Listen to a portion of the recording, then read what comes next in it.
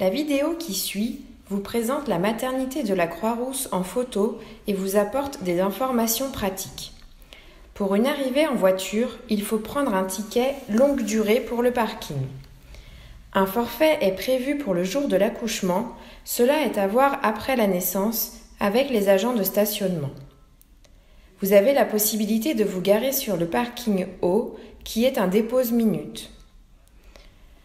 Le bâtiment F regroupe les consultations programmées, les urgences en semaine et le jour et un service de suite de naissance. Le bâtiment G comprend les salles d'accouchement, 2 services de suite de naissance, un service de grossesse pathologique et un service de néonatologie. L'entrée piétonne se fait rue Hénon. Pour une arrivée en transport en commun, il y a le métro C arrêt Hénon, le bus 38 ou le C13. Pour chaque consultation, vous devrez passer au bureau d'accueil afin de prévenir de votre venue et ensuite pouvoir être orienté dans un salon d'attente. Vous recevrez un mail pour vous indiquer de passer ou non au bureau des admissions pour effectuer la mise à jour de vos données administratives et de vos étiquettes. Il faudra pour cela vous munir d'une pièce d'identité, de votre carte vitale et votre carte de mutuelle. Un premier rendez-vous d'orientation en début de grossesse est organisé pour toutes les patientes afin de déterminer si vous présentez une grossesse à risque ou non. Si votre grossesse est à risque, vous serez suivi dès le début à l'hôpital. Sinon, votre suivi à la Croix-Rousse débutera à partir du 7e mois. Lors de vos rendez-vous à la Croix-Rousse, vous avez la possibilité d'effectuer les examens sanguins et urinaires au centre de prélèvement situé au rez-de-chaussée du bâtiment F. Quand vous venez consulter pour le jour de votre accouchement, il faut sonner à l'entrée du bâtiment G au niveau de l'interphone « salle d'accouchement ». Il faut préciser le motif de consultation et si c'est un premier bébé ou pas. Pour l'accompagnant, il faut donner le nom de la personne que vous retrouvez en salle d'accouchement. Quel que soit le motif de consultation, il faut toujours apporter son dossier complet avec les bilans sanguins, les échographies et la carte de groupe sanguin.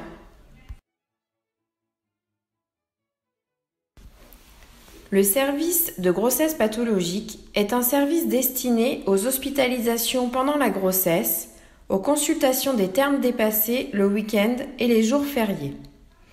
C'est un service de 22 lits, dont 10 en chambre individuelle. Ces dernières sont destinées en priorité aux pathologies complexes.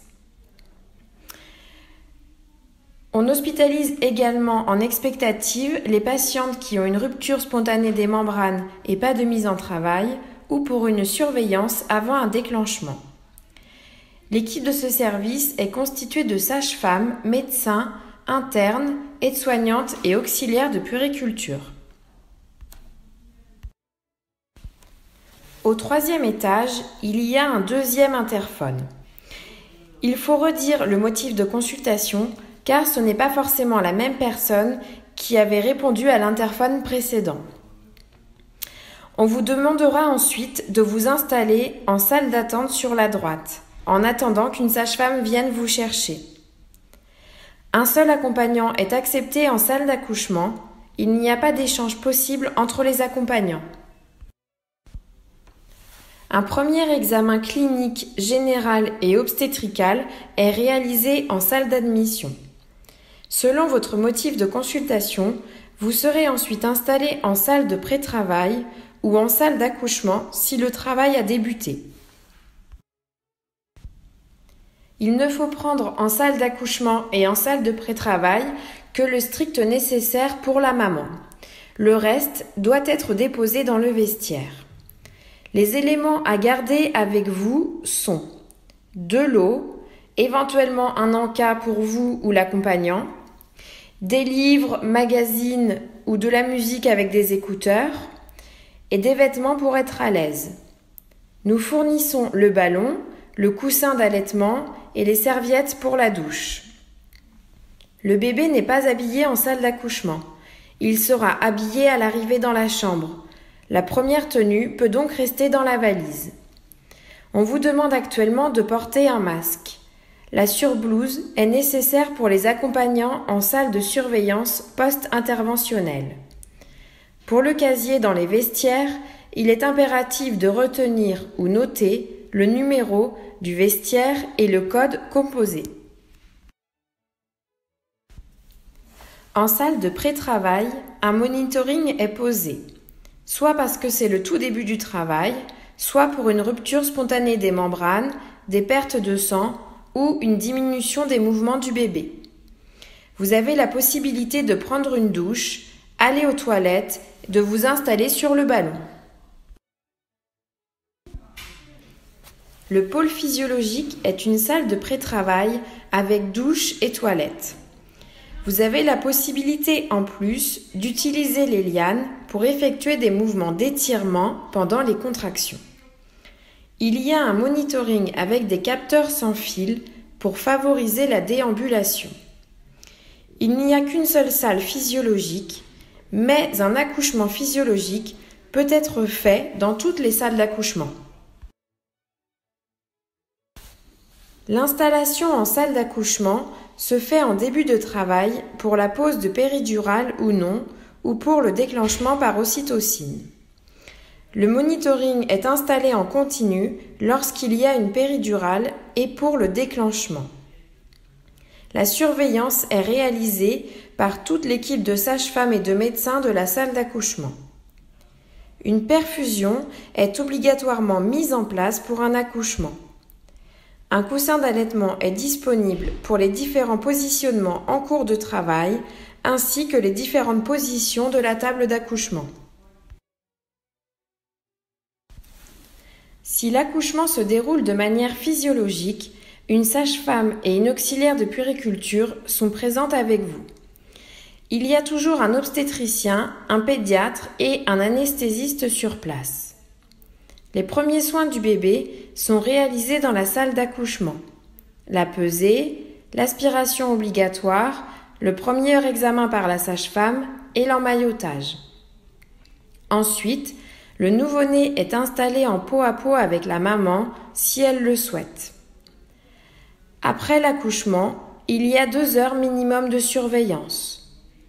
Pour la maman, l'involution utérine et les saignements sont vérifiés, ainsi que la bonne mobilité des jambes après l'arrêt de la péridurale. Pour le bébé, la vérification de la bonne adaptation et la première alimentation sont réalisées dans les 2 heures suivant la naissance. Si l'enfant n'a pas besoin d'une surveillance spécifique en pouponnière, il reste les 2 heures avec ses parents.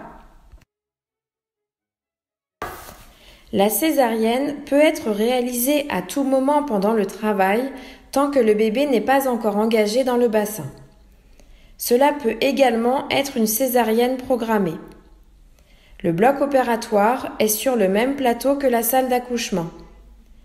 Pour une césarienne programmée, vous serez d'abord installé en salle de surveillance post-interventionnelle et ensuite transféré au bloc opératoire pour la pose de rachis-anesthésie. Pour une césarienne en urgence, le transfert au bloc opératoire se fait directement à la sortie de la salle d'accouchement. La césarienne dure au total environ 1 heure. L'accompagnant est en salle d'attente jusqu'à la naissance de l'enfant. Ensuite, il est dirigé en pouponnière auprès du bébé où il peut rester jusqu'à ce que la maman sorte du bloc opératoire. La maman est ensuite transférée en salle de surveillance post-interventionnelle pour 2 heures au minimum. La première alimentation de l'enfant se fait à cet endroit. Après votre accouchement, vous serez transféré dans une chambre de suite de naissance. Concernant les visites, la réglementation évolue régulièrement. Nous vous demanderons donc de vous rapprocher des professionnels de chaque service. Vous pourrez également trouver des informations sur le site et la page Facebook de la maternité de la Croix-Rousse. Concernant la chambre seule, il convient de faire la demande à Apital au cours de votre grossesse. Cela n'est pas possible de réserver une chambre seule. L'attribution des chambres se fait en fonction des disponibilités au moment de votre accouchement. Dans chaque chambre, il y a un plan de change pour le bébé. La pouponnière est l'endroit où sont réalisés le bain et la pesée chaque jour. Cela est fait sous la supervision de l'auxiliaire de puériculture. L'examen pédiatrique est réalisé à partir de 48 heures de vie. Il est obligatoire avant la sortie de la maternité de l'enfant. À l'arrivée dans la chambre, on vous proposera de mettre un bracelet anti-rapt à votre bébé. Il y a des chambres et du matériel adapté à la prise en charge des mamans en situation de handicap.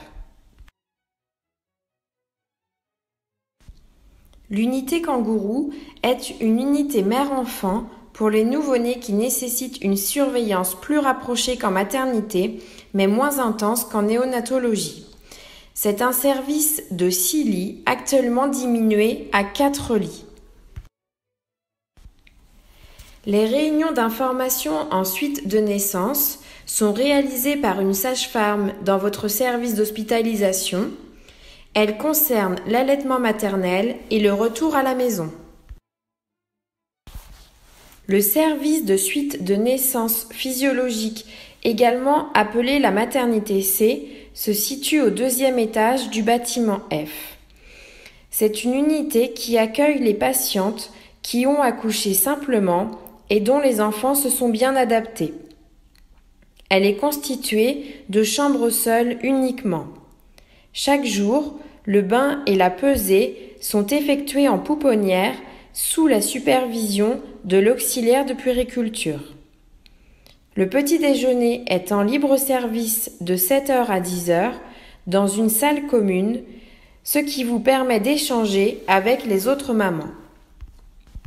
Un bureau d'état civil est situé au rez-de-chaussée du bâtiment F pour réaliser la déclaration de naissance de votre bébé. Vous serez contacté directement par un agent de la mairie pour un rendez-vous. Le bureau Apital est situé au rez-de-chaussée du bâtiment G pour les formalités concernant la chambre seule et les prestations complémentaires que vous souhaiteriez. Le service de néonatologie se situe au 4e étage du bâtiment G. Il accueille les enfants nés à la Croix-Rousse ou dans toute la région si leur état de santé le nécessite. Un séjour classique dure 48 heures après une naissance par voie basse et 72 heures pour une césarienne. Le relais à domicile est ensuite effectué par une sage-femme libérale, soit qui vous a suivi pendant votre grossesse, sinon contactée pendant votre séjour à la maternité.